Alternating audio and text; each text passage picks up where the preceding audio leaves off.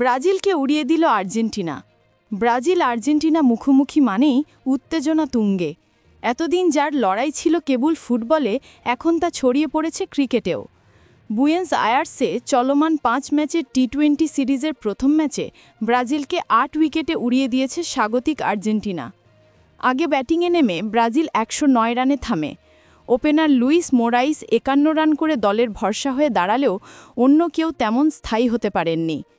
আরেক ওপেনার রেজাউল করিম করেন 17 রান। বাকি 9 ব্যাটারে 7 জনই এক অঙ্ক ছুঁতে পারেননি। আর্জেন্টিনার বোলিং আক্রমণে সবচেয়ে দাপুটে ছিলেন লুকাস রশি।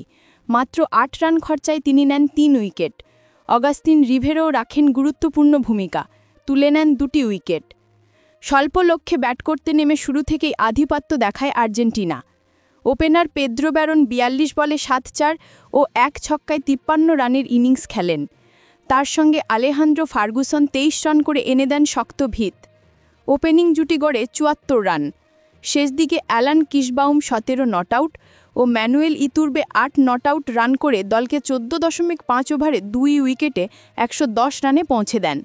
ফলে 8 উইকেটের বড় জয় নিয়ে 5 ম্যাচ সিরিজে 1-0 এগিয়ে গেল আর্জেন্টিনা।